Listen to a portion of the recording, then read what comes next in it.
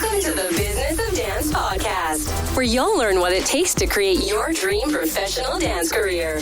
Join us as we dive into the insights and experiences of the world's top dance industry professionals, including dancers, choreographers, agents, casting directors, educators, and other dance industry experts. We explore a diverse range of topics, from personal development and mental skills to audition techniques, creating meaningful industry connections, social media marketing, seeking out dance agents and casting opportunities, on-the-job etiquette, talent unions, pitching to the media, health, finances, and so much more.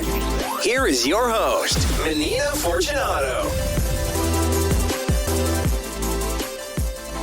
Today we're going to switch gears and talk about some other cool things and meet a very special guest who I first met and worked with many years ago in 2001. We did a Pepsi Britney Spears commercial that premiered on the Super Bowl, another big iconic event.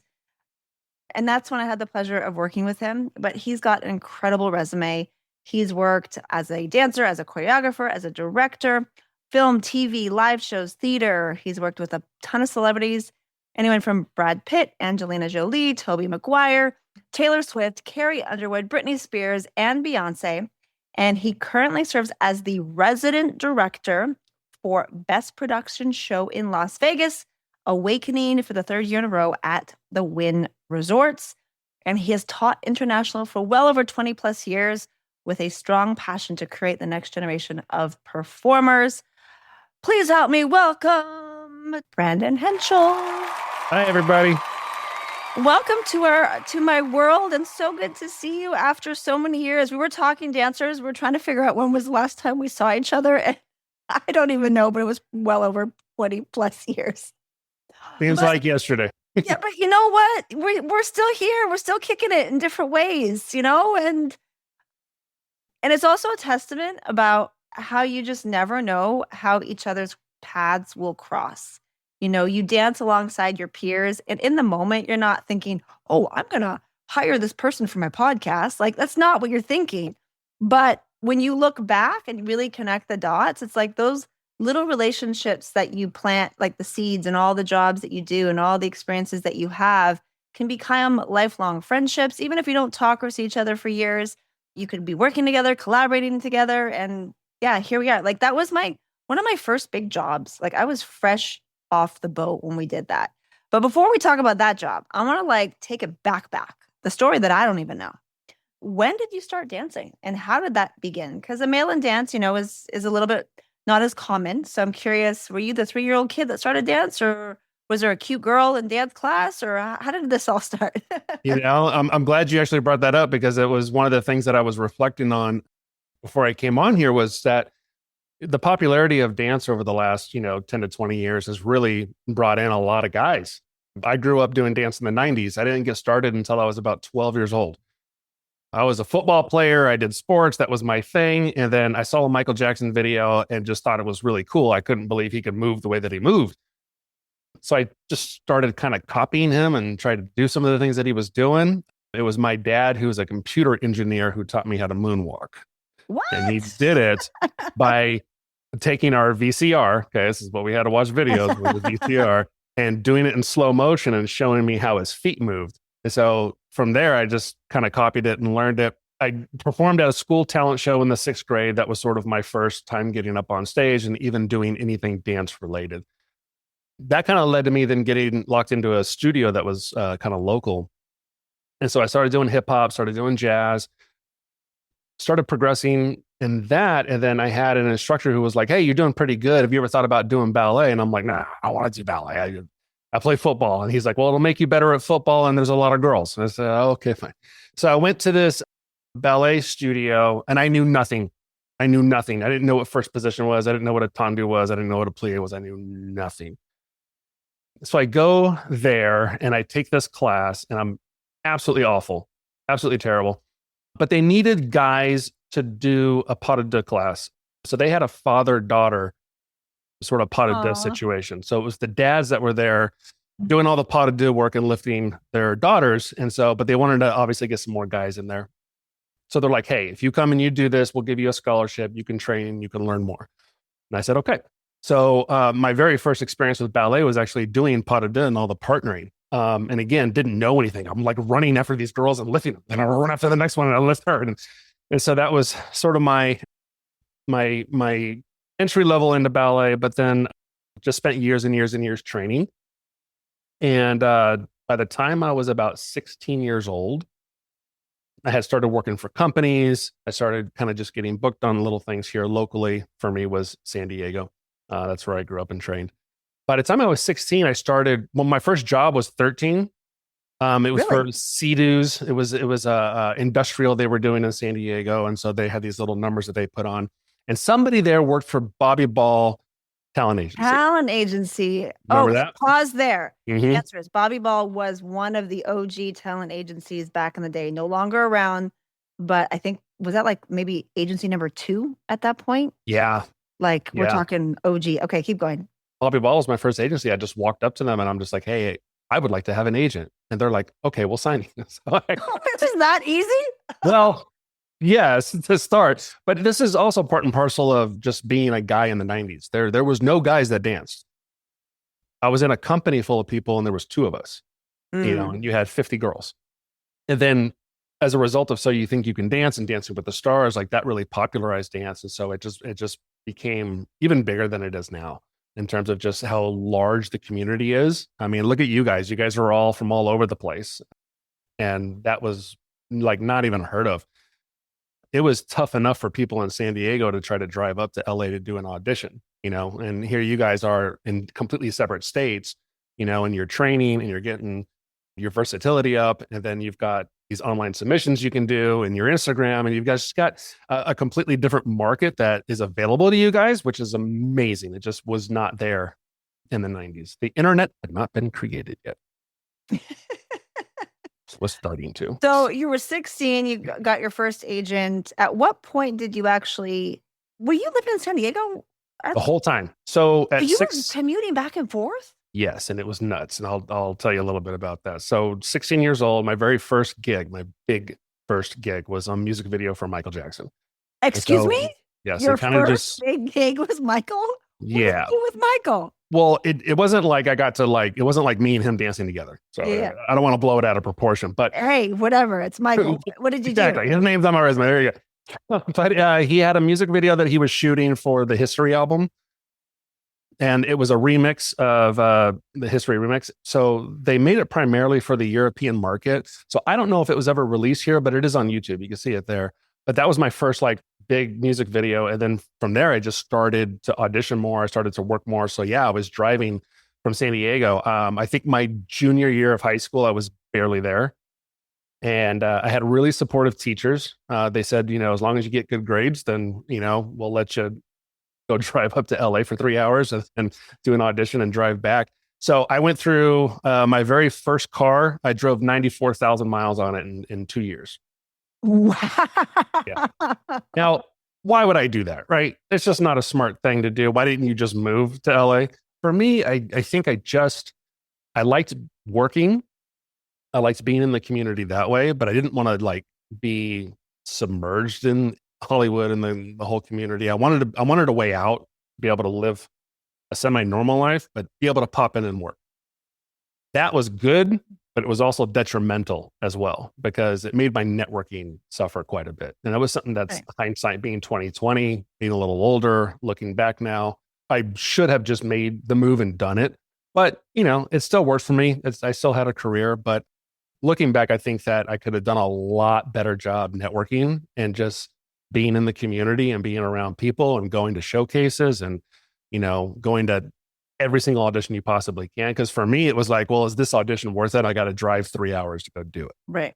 And so that kind of came into play. I wish I had somebody, a mentor that was like, hey, listen, you need to be at every audition because even if it's quote unquote not worth it, in other words, let's just say they're looking for somebody that's not my type. Okay. Yeah. Go anyways, because the casting director or the director or the producer or other dancers, we talk about how, connected you guys all are as dancers. You just never know how your paths are going to cross later in life. And that could be your first introduction to somebody that hires you later or somebody that you work with later. And so it's just audition. If you look at auditions as a networking opportunity and less of, you got to go to this audition, then that was kind of my attitude, was like, I got to drive 3 hours. So, looking back, I definitely think that was something that I could have done a little bit better throughout the years. Yeah, I mean, that's got to be hard. It's hard enough to do that commute, but it is true. There's something to be said about, it's more than just showing up in the audition itself. It's all the in-between stuff. It's going to class, it's going to the events, it's going to even sometimes the social gatherings, the barbecues, the parties, all those little things where you're creating those genuine relationships that becomes hey, are you available for this job tomorrow? Okay, cool, booked. And that commute, I mean, so you never lived in LA? No, so I did that commute for 14 years. And then my wife and I had moved when we had our son.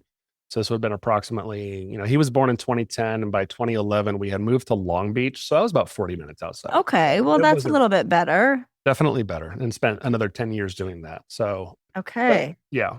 I almost went all the way out. Well, just on the outskirts. Is reasonable. But San Diego, good gosh, 3 hours each way for a job that you may or may not get. And the miles and the gas. I mean, gas prices were a lot cheaper back then, but still.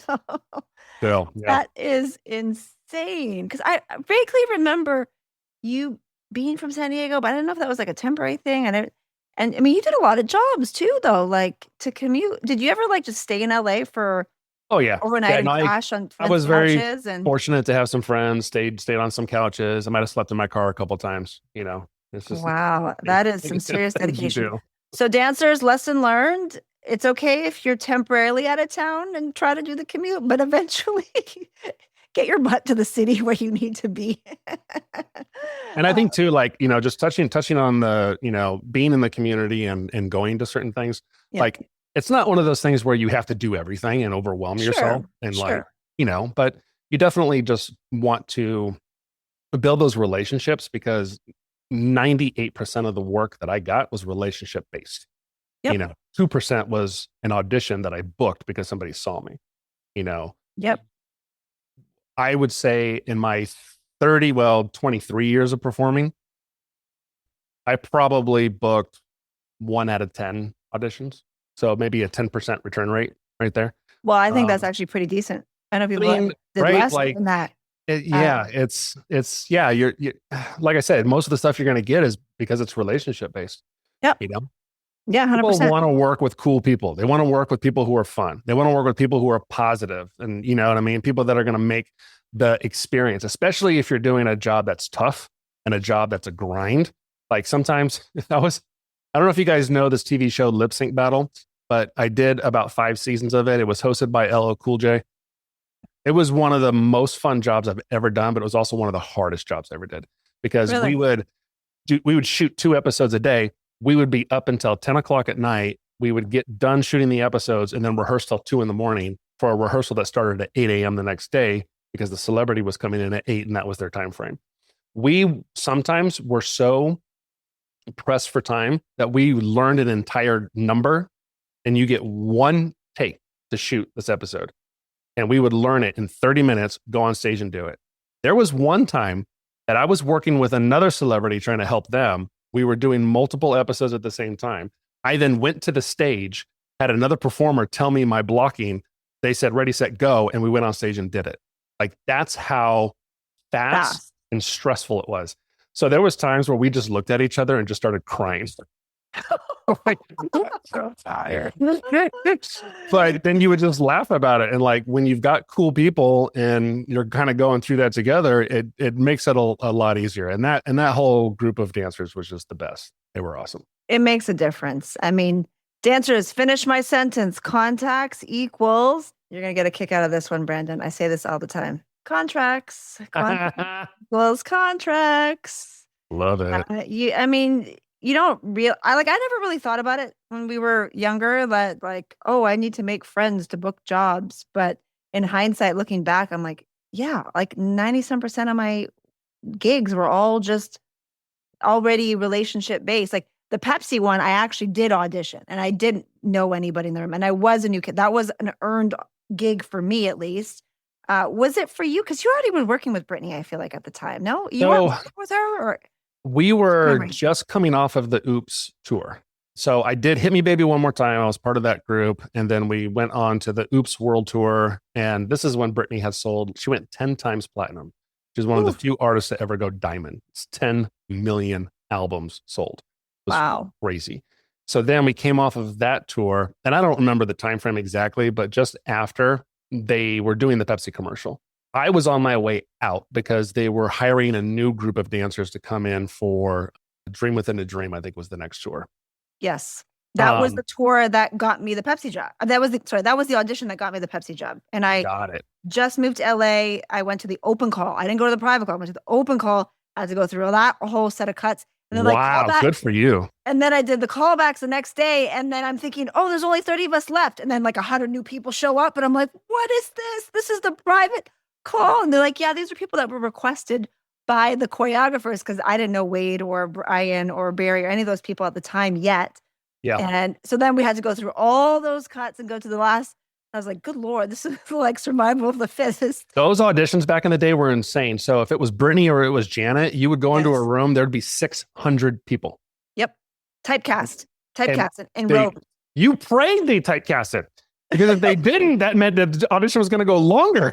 And you were already going to be there all day long. So hope they typecast. And then, like you said, you would get down to the 30, and you're like, oh, all right, we made it, right? And then 100 people walk in, and these are the ones that everyone knows. So now you're like, oh, Jesus, you got to be kidding now me. show up, and all the like the open call was like the people without agents and the random people from around the world. It was a hodgepodge. The private call was all the selected industry pros. They all had the big resumes. I didn't know. I knew of them because I'd seen them on TV before, and I was like, oh my God, I got to compete with that now. It's so true. It was like, talk about intimidation, but I was so hungry and totally delusional at the same time, because I'm like, yeah, I belong here. And I look back now, I was like, wow, that was bold and brave. Because It is, but thank God you need that, and you definitely do a bit of bold, brave, and delusion at the beginning, I swear. totally. And it was Listen, from that. Go ahead. There's no reason why you shouldn't be. You know what I mean? These people were just in a different place, So, maybe they had a little bit more, maybe they got to LA before you, or, maybe they were, like you said, at a barbecue and someone was like, oh, you're cool, come to the audition. So maybe they just got a little bit more ahead, but there's no reason why you shouldn't be there. So yeah, you definitely have that bravery, have that step forward. You'll need it. And it's good. It's good to have it, because you never know. And then that door opens and you're like, see, told you.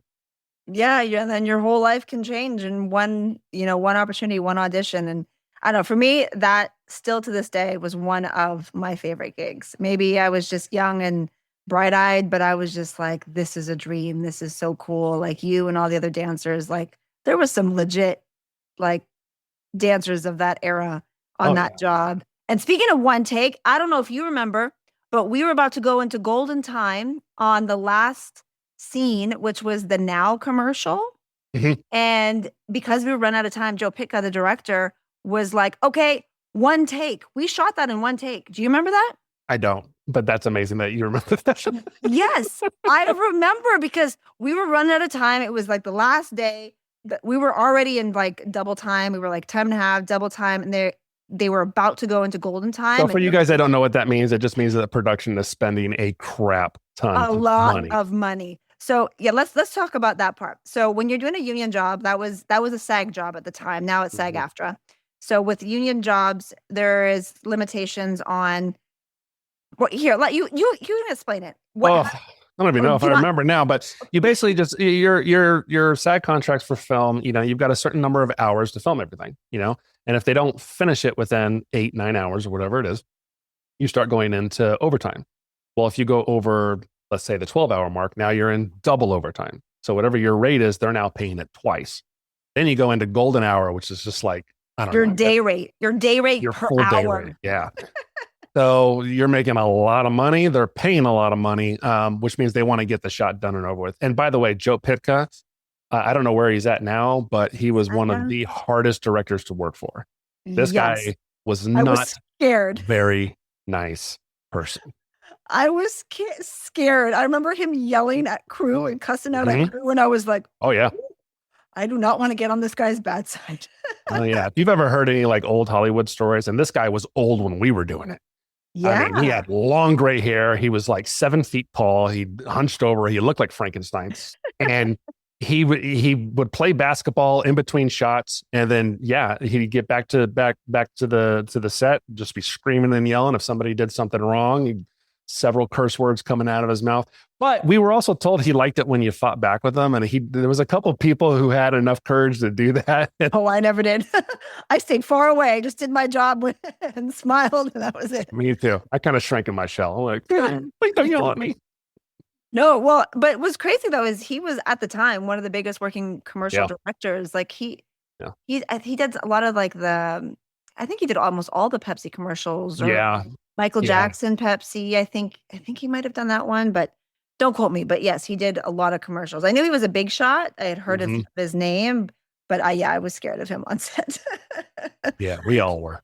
But it was a fun gig, and I didn't understand what residuals were at the time, because when we got our session check for 10 days, I was like, score. I don't know. I think we made like $3,000 or something and change for 10 days of work. And I thought that was great. I mean, great.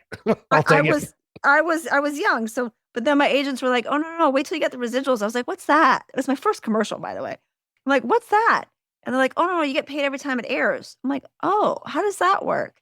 And I got a bump. I don't know if you got a bump, but I did a little hold the Pepsi and a little shimmy on the 50s scene. Yeah, you did. I think I made about $35,000 just off of this little shimmy. Yeah. Commercials were like the best thing in the world when you got to book those. Yes, but they don't make commercials like that anymore. Not really. I mean, I can't think off the top of my head the last one. Oh, Gap used to do a bunch of them. Gap did, yeah.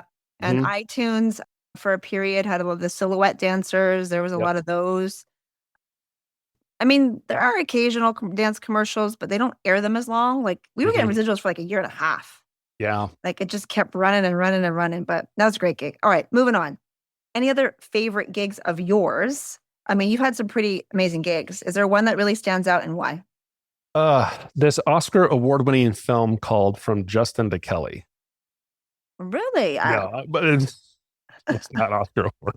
So American Idol was this reality TV show, and the very first contestant to win it was Kelly Clarkson.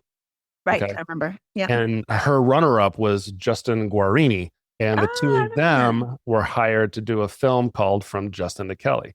It was kind of like a Grease type film, and it was a summer film. Beachy. It was super cheesy, guys. Okay, not like if you go watch it, you're gonna laugh on the cheese factor, and it's very cringe. But we spent like 3 months on a beach in Miami, and it was so much fun. So that's where we filmed, and so that was just really cool, and it was almost honestly a lot of the same kind of Pepsi type dancers, that were there. Leo Montezuma, Gustavo, Chris Judd, Stacy Walker was the assistant choreographer. Travis Payne was the choreographer. Yeah, that job was so much fun, and we just had a good time. And then you filmed, then you made money. I was like, great. I wish all jobs could be like that, but they're not. Yeah, hang out at the beach, dance with your friends, and make a lot of money. Yeah. Who would like to do that? Raise your hands, dancers. Like, hello. And you mentioned Travis Payne was the choreographer on that job? Yeah. Dancers, who's our masterclass teacher for VIP Day? It's Travis Payne and Tina Landon. We got a combo. I got both. You got both? I got both. We got a collab class, and we're doing the original choreography of Scream. Are you serious? Yes. Oh, you guys don't understand. That's what I was trying to tell these kids. You don't understand. Okay. Let me just paint a real quick picture for you, ladies and gentlemen. Travis Payne was a backup dancer for Michael Jackson, okay? Many years ago, turned choreographer. Just look him up. This guy has done so much. Great guy. Great educator. You're going to learn a lot from him. He's a lot of fun. And then Tina Landon, same thing. Tina Landon was the choreographer for the Oops, I Did It Again music video. So that's who I worked with Britney when I was on tour with Britney. Both of them are amazing, awesome people. But the choreography to Scream, I don't know if you guys have seen that. If you haven't, just go on YouTube, watch Michael Jackson, Janet Jackson Scream video. Choreography, you'll look at it and you'll think to yourself, oh, I can do that, right? Because it's not like a lot of content. Do you know what I mean? It's not like 1 Iana, 2 Iana, 3.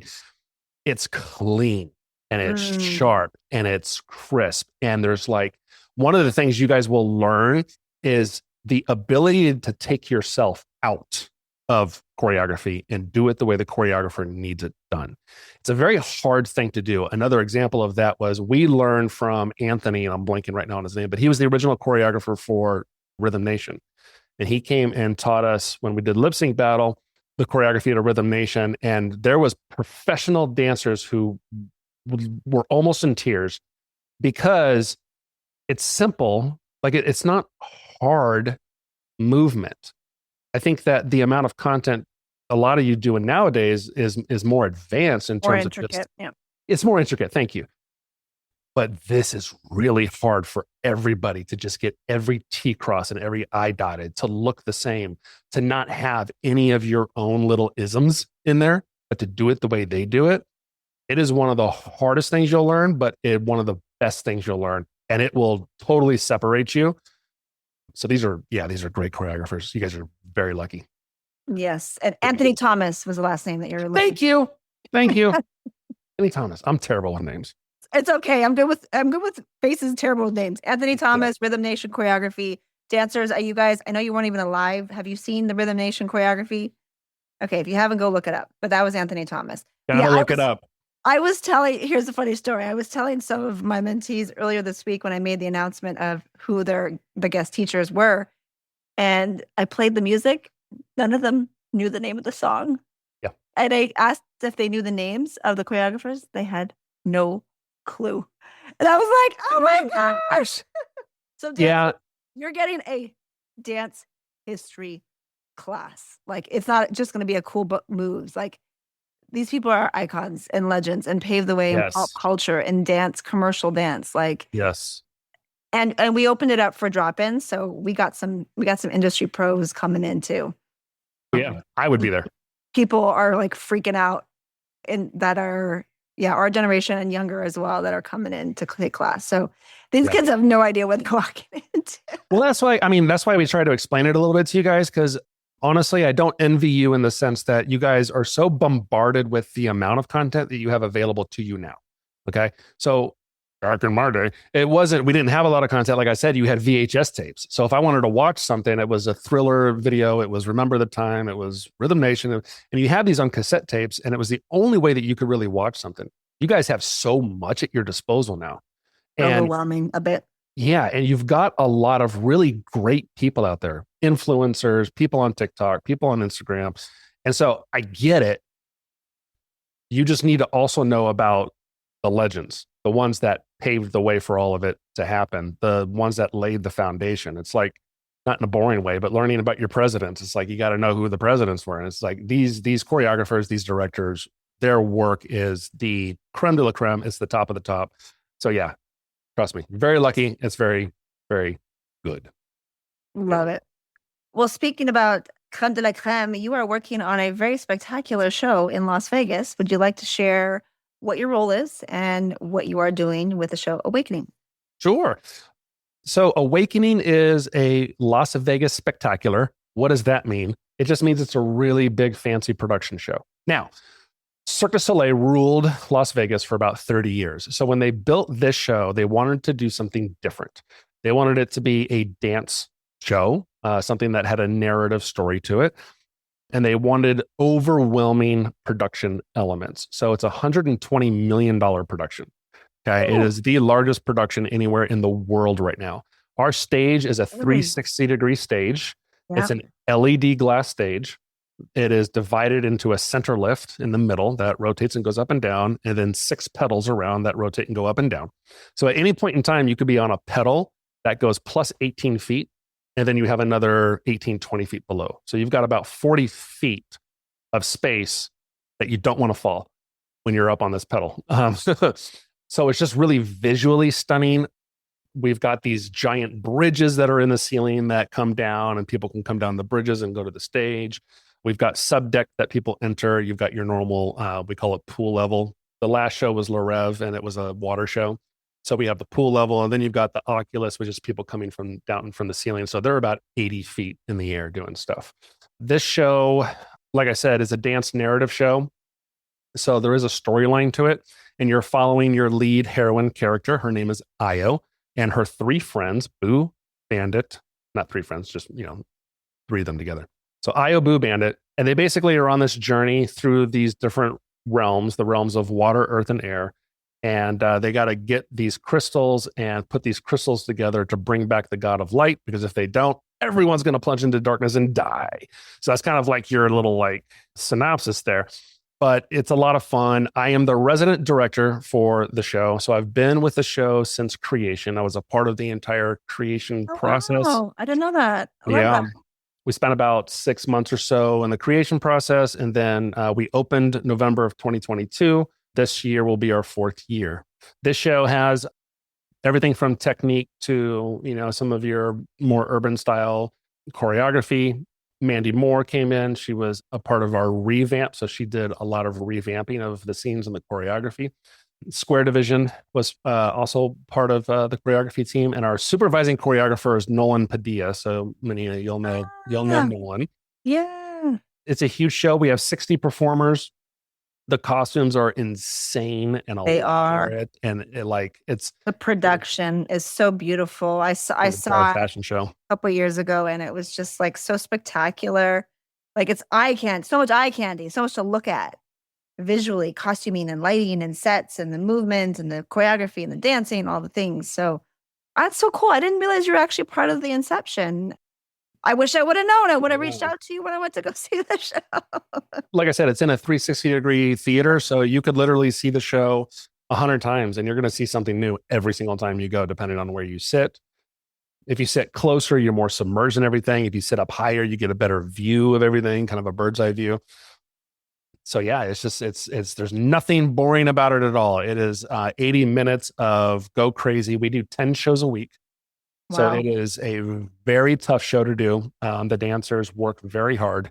We rehearse every single day because there's always something that needs to be fixed, changed, updated, or new performers integrated. The show has illusions, so we're also dealing with illusions a lot of times if you're in particular roles. And then there's puppetry. The puppetry comes from Michael Curry. This is a name you guys will want to know. Michael Curry did all the puppets for Lion King on Broadway. He did the Transformers movies. He works a lot with Disney. Michael Curry did all the puppetry for us. And so the dancers do everything from puppetry to illusions to choreography. So there's a lot of stuff that's involved in this particular show.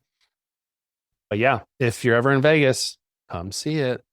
Yeah, amazing. For a dancer that doesn't know, what does a show director do? What is your day-to-day? Because now you're no longer the performer. So what does your job entail? Well, how did you get into that? I'm curious. When the transition all happened? Well, that kind of during COVID, Really? we moved out to Vegas. COVID hit LA. LA shut down. Yeah. We spent 2 weeks in the shutdown, right? And my wife said, we're leaving. And I said, whoa, smart. Hold on. We don't know what's going to happen. She said, I'm not waiting. We're leaving now. I'm like, okay, I guess we're moving to Vegas. But the idea was that we could work both markets if we needed to. And it was less expensive to live in Vegas. And Hollywood was shut down. So there was nothing. Nothing happening. Best move we ever did. She gets all the credit. Listen to your wife. They're intuitive. 100%. Because I would have waited that sucker out and would have been left behind. We moved out here, and it was slowly but surely everybody else started kind of moving out here as well. A lot of people left over time. Yeah. I have a lot of friends that eventually were like, okay, this is not opening, so we need to get out. Headed to Vegas because it was close enough that if LA did open up, they could come back if they wanted to or do the commute. But Vegas had a hard time too, though, even during that time. Yeah. It wasn't fully open. There was still a lot of weird restrictions and such. Yeah, all those restrictions were there, and so we were already streaming. Like we had been streaming for about a year before COVID hit, so we had all the equipment and the green screens and all that stuff. So as soon as everything shut down, we were up and running, and we were teaching and doing all kinds of stuff online. But yeah, moved out here, and then Silent House is the production company for our show. So I was doing another project with them on Warner Brothers and was talking to them and let them know that I had moved to Vegas. And they said, well, we might have an opportunity for you. So I went through a couple interview processes, and that's how I got the job, and it was just a result of, 20 plus years of building that resume. But yeah, okay. So show director for this particular show, we are kind of our own little beast. So there's a lot of different things that I do, the less boring things. I help integrate all the performers into the show. So I manage all 60 performers in the show. Wow. And as the resident director, you're also kind of managing all the other departments. You have head of wardrobe, head of technical, head of lighting, right? So we all work together, but the buck always stops with your resident director. We also brought on an artistic director about a year and a half, 2 years into the process, and he came from Cirque. So he was a wonderful addition. So now there's, two of us. And as the artistic director, he kind of has the final say so on all the artistic stuff. I will help manage the artistic integrity of the show, keep the choreography the way that it needs to be, make sure that the staging is perfect, make sure the performers know what they're doing. They have everything they need to be set up for success. And then past that is a lot of administrative stuff. One of the things that I've done to kind of catalog the show, because I also have to think in terms of maybe me not being there if I got sick or if I left or whatever and somebody else came in. I have to have everything cataloged. So I have about 19 different documents that I work off of, but I have everything from every single 8 count written. So we've got about 6,493 8 counts, and every single elbow, finger, foot, head, look, turn, step is all written out. Okay. Wow. That's one document. Then I have, a cast tracking document. So this goes across every single scene. Who does what role? Who understudies what role? Who understudies the particular person in that role? Because you might understudy, let's say, me, but you don't understudy Menina. So you don't know her side of the stage. So it's important to keep track, because every day my primary responsibility is the lineup. The lineup tells everybody what they're doing in the show. So when the cast comes in, they have on the board the lineup, they look at what their track is and, oh, this is what I'm doing tonight. And that might mean they're doing an illusion when they don't normally do an illusion, right? So they have to check it every single day and know what they're doing, because it changes every day. And then the rest of the crew comes in and they look at the lineup and they go, oh, I have to set up quick changes for this person. Oh, this person is now doing sea cucumber, and that's a different change for them. They have to go to a different side of the stage. Like there's a million different things that go on and happen. But that's kind of like, it in a nutshell. The lineup kind of dictates what everybody is going to do that night, not just cast wise, but across, all of our different departments. So yeah, there you go. That's a big job. It's a massive. big responsibility. Now, what skills, like if somebody, I'm just curious, dancers, anybody have interest in doing that type of work later in your career, after your dance career?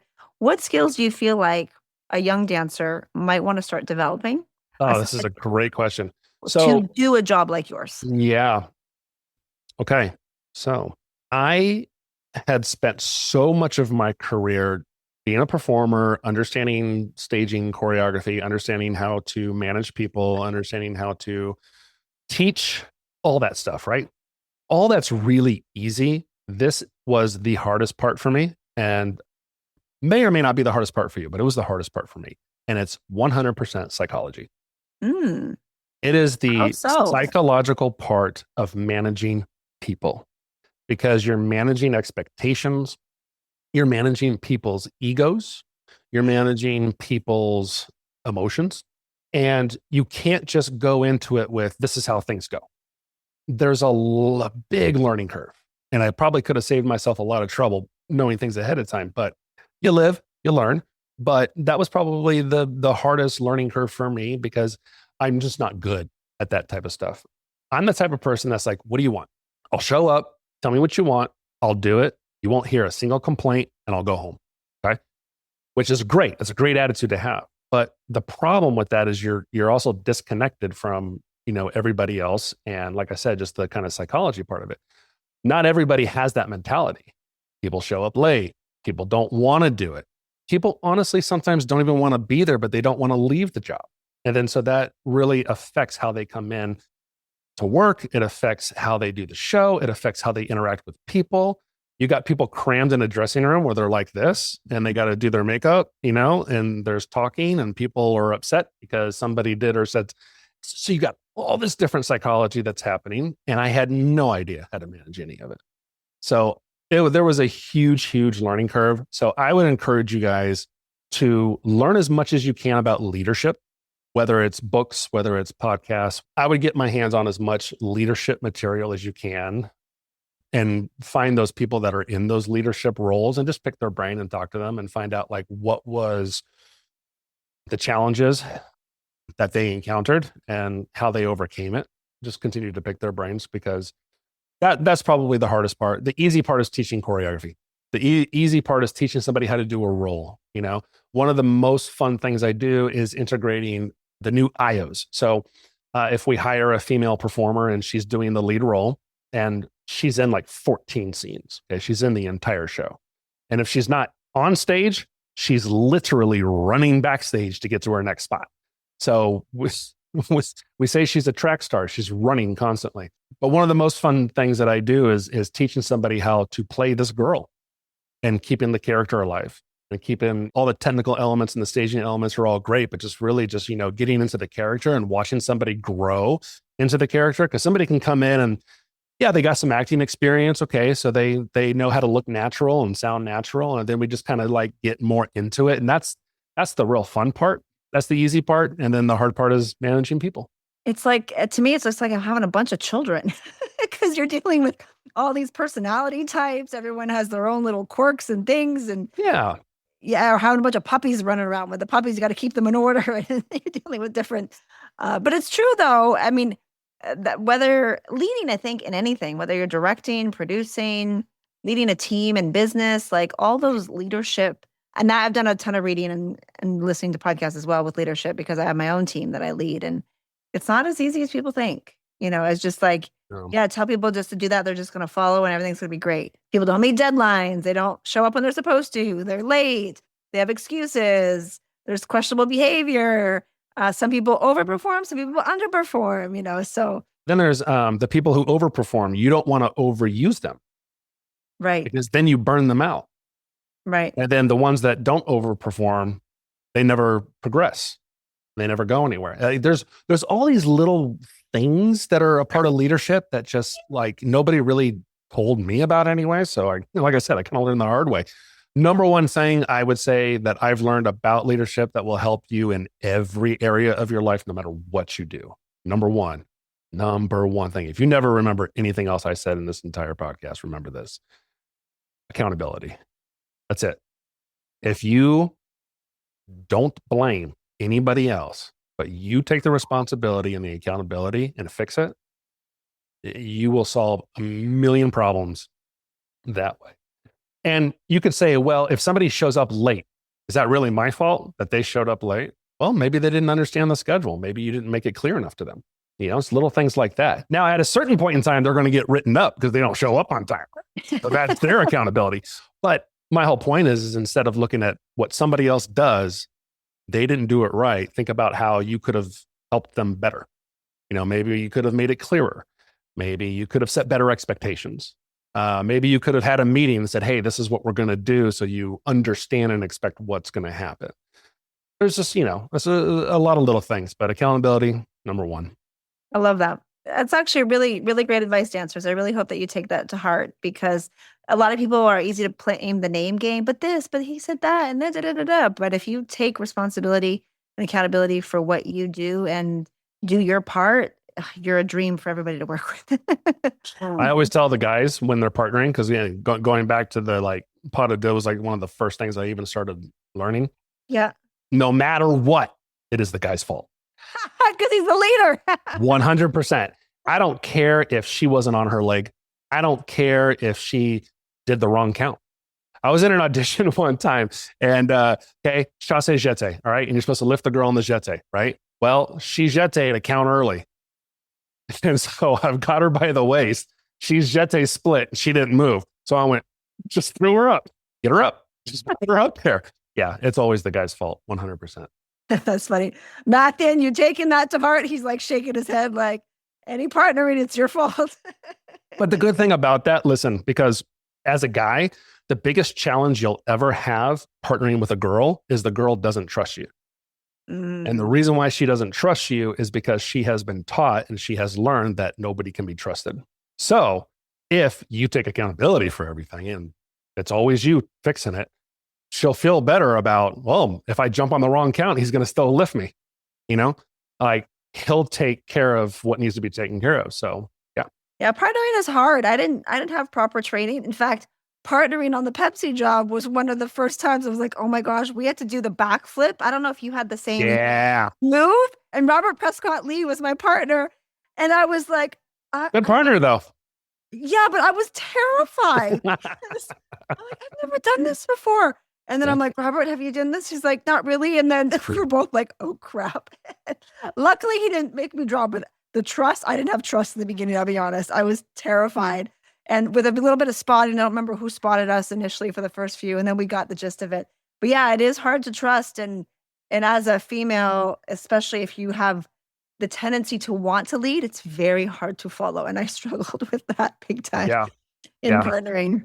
Yeah, I would say that's the number one thing for ladies. You know, it's really difficult to let somebody else lead. But, you know, as long as the guys do their job, if you have a good lead, if you have a good lead and you trust them, then it's great. But if you don't, and then you just don't ever partner with that guy again. Yeah, but sometimes you have no choice. It's whoever they. Yes, that's true. That's true. You have an audition and there's nobody left, and you're like, okay, I guess we're partners. Yeah, you just make the best of it.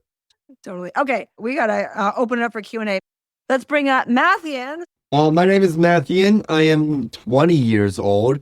I am from Alberta, Canada. And my question for you is, when you're casting for a show for Cirque, what are some tips you would give an acrobatic dancer before they enter the audition? This is a great question. I don't think I've ever given anybody a tip before they enter an audition. I think that if you're an acrobatic dancer, you're going to want to make sure that you're good as far as the versatility goes in choreography, right? For example, in our particular show, we have this nymph character, okay? So the movement quality is very specific to how this character needs to move. So it's not just choreography or just steps. It's the way the character moves and then the acrobatic elements kind of going into it. Now, what I've discovered is that acrobats don't like counts. Acrobats will always do the skill before the counts. And 99% of the time, that's fine. And that works, especially if you're doing acrobatic elements with a partner. So like banking, where somebody's kind of like tossing you and throwing you in the air. You can't really go on counts because things have to be settled. Otherwise, people can get in trouble. But beyond that, I would say, that versatility and that musicality are a big part of it. And especially for us, like, again, looking for somebody to fill this particular role, musicality is huge. All right. Thank you. Yeah. Thank you so much, Matthew. Next up, we have Ava. Hi, my name's Ava. I'm 19. I'm from the Pittsburgh, Pennsylvania area. My question is, did you do a tour with Taylor Swift? And if so, which one and what was that like? I did not do a tour with Taylor. I was not fortunate enough to be that lucky. I did the American Music Awards with her, and it was her song Trouble, and it was choreographed by Tice Diorio. That's awesome. Yeah. Thank you. Thanks so much, Ava. Next up, we have Emily. Introduce yourself. What is your question? Hi, good evening. I'm Amelie. I'm 15 years old, and I'm also from San Diego, and I'm in San Diego right now. But I've also experienced traveling to LA for every week. For 2 years, I traveled to Playground LA just to take a dance class. But I was wondering, because I get home super late, how did you manage school and dance, and which one did you focus more on? Because I feel like my battle is, should I focus more on dance or school? And I feel like I can't choose between one. Yeah, I totally get that. And listen, kudos to you for being 15 and doing all that work. That's a lot. I would, if I put my dad hat on here for a second, my son is 16. I would say school number one. School number one. Dance is always going to be there for you. You do not have to feel like you have to rush into it, and you don't have to feel like you got to do everything at the same time. Do you know what I mean? So get the schoolwork done. Make sure that that's priority and that you're in a good place with that, because you just don't know what's going to happen. And what you don't want is that to suffer and then affect every other area of your life. Dance will always be there. You'll always be able to do it. You do not have to become the biggest dancer in the world at 16, 17, 18 years old. Okay. What you should focus on, if I could encourage any of you, it's just longevity. It's great if you could dance for Taylor Swift. Okay. It's great if you can go on tour with some of these really big artists. It may or may not happen, but it doesn't mean that you can't have a career. It doesn't mean that there's not a lot of jobs out there. It doesn't mean you can't be fulfilled doing dance jobs. Okay. These sort of upper echelon things that we talk about sometimes, they come with their own set of challenges. All right. And it does look like the shiny apple that you want to grab. Okay. But it's not the end all be all.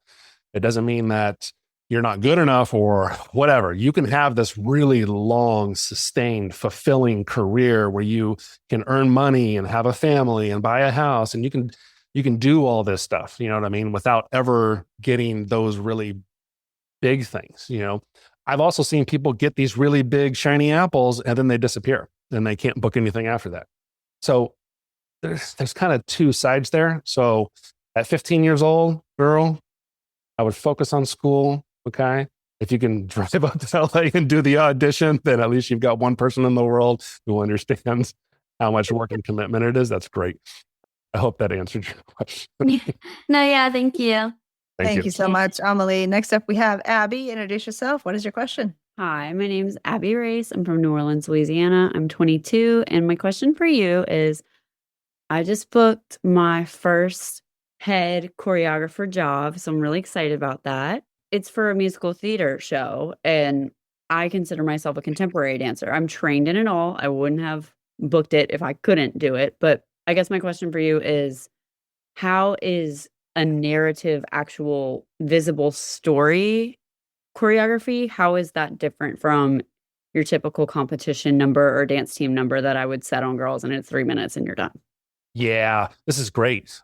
I mean, you kind of said it yourself, right? It's story driven, Yes. right? So if there's not a reason to move, then you don't do it. And then everything you move, everything you do is to say something. It's to tell a story. And that could be complicated or it could be very simple. Do you know what I mean? I'll give you a perfect example. At the end of our show, our light character, I'm going to spoil the story for you. Our light character returns. Okay, everybody's safe. Okay, so him and Darkness were in love. Okay, without getting too into the story, they broke the laws of physics. So both of them had their memories stripped. So they didn't know who each other was. Mm-hmm. Okay. When Io brings the crystals back together and he returns, their memories return, and they have this moment together on stage where he walks around her, and all he does, because they've been separated for thousands of years, all he does is touch her shoulder. That's it. And all she does is react to it. It is so simple, but I'll look around and I'll see people start getting teary-eyed because they understand the gravity of what this means. And then they get into a dance and they actually have this moment together. But it all starts with this one movement of him reaching to her being sort of insecure and not sure, and him comforting her. And then the story starts, you know? So, I mean, I hope that helped. It did. Thank you so much. I think in a professional gig like that, it's not about the kick, jump, turns anymore. It's not about all the tricks anymore. Yeah. It's really about, like you said, telling the story through movement. And that movement could be as simple as touching someone's shoulder. Yeah, so impactful. Your knee-jerk reaction, or at least mine. I mean, I don't want to speak for anybody else, but you might feel the tendency to want to create content. Mm-hmm. You want to create kick-ass, amazing, show-stopping content. That's your competition number. Okay, you get 3 minutes to go out there, kill it, really impress everybody. And in storytelling, it's not about that. So your ego has to be taken out of it, and you have to look at who the characters are and kind of start speaking for them. It's so helpful. Thank you. Well, thank you so much, Abby. All right, last question, Miss Sophia. Introduce yourself. What is your question? Hi, my name is Sophia Nelson. I'm 18 and I'm from Salt Lake City, Utah. And my question is, when you're in an audition, and what are some tips that you have for being able to portray the story? Because obviously when you're doing a musical theater audition, the main thing is trying to show that you can tell the story in your movements. Do you have any tips on showcasing that? Yeah, this is a great question. I think number one, like our job as directors, choreographers is to explain to you how to do that in an audition, because what we're looking for is we're looking to see if you understand and you can make adjustments. Mm.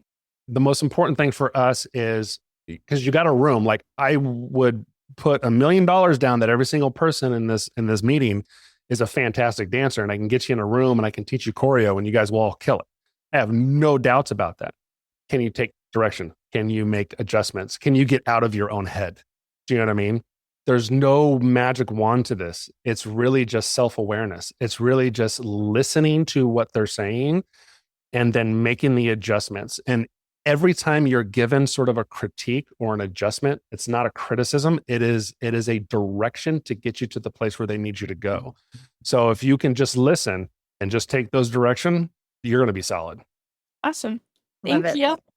Thank you so much, Sophia. All right. Before we let you go, do you have any final words, Brandon? But just thank you for having me. I love the job that I do, but a lot of it can be kind of in this dark hole of a theater where I'm on a computer for so long. So I spent so much of my career doing dance education, and it's been a couple of years since I've been able to talk and speak and be with the next generation of people that are going to go out there and make these huge waves. And, who knows, maybe I'll see you at our audition one of these days. So I appreciate the time to be able to be here. I hope that I helped you in some way. I hope that there's some value in this conversation that you'll be able to take, and it'll be able to help you in your career moving forward. So that's my biggest thing. Well, on behalf of the Business of Dance, we thank you. Dancers, show us the love, show how we do it. So great to have an excuse to reconnect after so Yes, I'm so glad. years. And congratulations to you. This is an amazing business. And I went through the website, and I think it's long overdue, something like this. And so I think you do an amazing work. And ladies and gentlemen, you're very fortunate to be here, and to have this kind of guidance and this kind of mentorship is gold. So great job, and great job, Medina. Oh, thank you so much. Oh, and if dancers want to connect with you, what's the best platform to connect with? Yeah, Instagram. I'm active on Instagram at the Brandon Henschel, because somebody stole my name. Thank you so much, Brandon. It's such a truly an honor and a pleasure. Congratulations on your family, on your work, and you're still going. You're still doing the thing. And I'm so happy that we got a chance to reconnect. Bye. All right, thanks, everybody. So much. And that concludes another episode of the Business of Dance podcast. We hope you found today's conversation insightful and gained valuable knowledge. Be sure to join us next time for more inspiring interviews with top professionals in the dance industry. If you enjoyed today's episode, please subscribe to The Business of Dance on your favorite platform and take a moment to leave a review. Your feedback is greatly appreciated. This podcast is brought to you by the Business of Dance online mentorship program to help aspiring professional dancers create their dream dance careers. Thank you for listening. Until next time.